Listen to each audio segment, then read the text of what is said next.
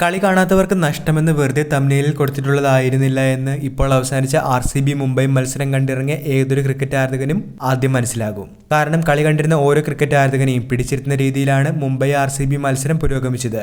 ഹർദിക് പാണ്ഡ്യയുടെയും തിലക് വർമ്മയുടെയും അക്രമ ബാറ്റിംഗും ശേഷം RCBയുടെ ഉജ്ജ്വല തിരിച്ചുവരവും ഉൾപ്പെടെ കണ്ട മത്സരത്തിൽ അങ്ങനെ മുംബൈക്ക് 12 റൺസിന്റെ തോൽവിയാണ് ഇപ്പോൾ നേരിടേണ്ടതായി വന്നിരിക്കുന്നത്. അതുകൊണ്ട് തന്നെ ഈ മത്സരത്തിന്റെ സമഗ്രമായ ഒരു ചിത്രമാണ് വീഡിയോയിലൂടെ നിങ്ങളുമായി പങ്കുവയ്ക്കുന്നത്. വീഡിയോയിലേക്ക് കടക്കും മുൻപ് ആദ്യമായാണ് നിങ്ങൾ ഈ ചാനൽ കാണുന്നെങ്കിൽ ഏറ്റവും പുതിയ ക്രിക്കറ്റ് അപ്ഡേറ്റുകൾക്കായി ചാനൽ ഇപ്പോൾ തന്നെ മറക്കാതെ സബ്സ്ക്രൈബ് ചെയ്തു വെച്ചേക്കുക.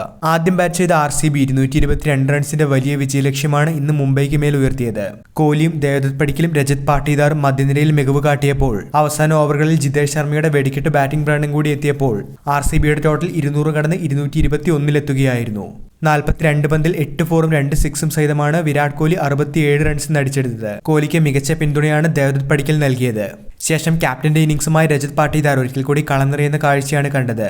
200 സ്ട്രൈക്ക് റേറ്റിൽ 32 പന്തിൽ 5 4ഉം 4 6ഉം സഹിതമാണ് പാട്ടീദാർ 64 റൺസ് നേടിയത്. അവസാന ഓവറുകളിൽ തകർത്തെടുത്ത ജിതേഷ് ശർമ്മയുടെ ഇന്നിംഗ്സിൽ 4 6ഉം 2 4ഉം സഹിതം 40 റൺസാണ് ഉണ്ടായിരുന്നത്. വെറും 19 പന്തിൽ നിന്നാണ് അദ്ദേഹം ഈ ഒരു സ്കോർ നേടിയത്. മുംബൈക്ക് വേണ്ടി ഇന്ന് കളിക്കാനായി എത്തിയ ജസ്പ്രീത് ബുംറ 4 ഓവറിൽ 29 റൺസാണ് വഴങ്ങിയത്. ട്രെന്റ് ബോൾട്ടും ഹർദിക് പാണ്ഡ്യയുമാണ് മുംബൈക്ക് വേണ്ടി 2 വീതം വിക്കറ്റുകളിൽ നേടിയത്. മറുപടി ബാറ്റിംഗിൽ രോഹിത് ശർമ്മ തുടക്കത്തിൽ ഒരിക്കൽ കൂടി നിരാശപ്പെടുന്ന ഒരു കാഴ്ചയാണ് ഇന്ന് കണ്ടത്. 2 4ഉം 1 6ഉമായി അദ്ദേഹം മികച്ച രീതിയിൽ തുടങ്ങിയെങ്കിലും 17 റൺസ് എടുത്ത രോഹിത് ശർമ്മയെ യശ് ദയാലാണ് ക്ലീൻ ബോൾഡ് ആക്കിയത്. പിന്നാലെ റിക്കിൾട്ടണും വിൽ ജാക്സും സൂര്യകുമാർ യാദവും റൺസ് കണ്ടെത്തുന്നതിനായി ബുദ്ധിമുട്ടുകയായിരുന്നു.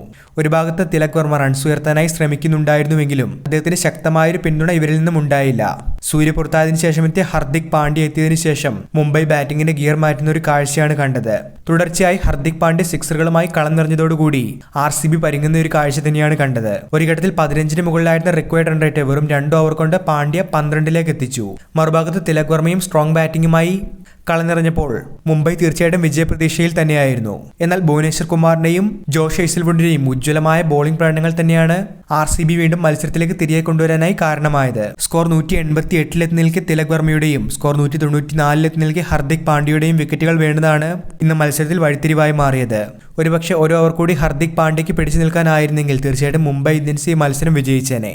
ജയപരാജയങ്ങൾ മാറി മറിഞ്ഞ മത്സരത്തിൽ അങ്ങനെ മുംബൈക്ക് 12 റൺസിന്റെ തോൽവിയാണ് ഇപ്പോൾ നേരിടേണ്ടതായി വന്നിരിക്കുന്നത്. മറുഭാഗത്ത് ആവേശകരമായ മത്സരം വിജയിച്ചുകൊണ്ട് പോയിന്റ് പട്ടികയിൽ 3ാം സ്ഥാനത്തേക്കാണ് RCB എത്തിയിരിക്കുന്നത്. വീഡിയോ അവസാനിക്കുന്നു. പുതിയ ക്രിക്കറ്റ് അപ്ഡേറ്റുകൾക്കായി ചാനൽ ഇപ്പോൾ തന്നെ മറക്കാതെ സബ്സ്ക്രൈബ് ചെയ്തു വെച്ചേക്കുക.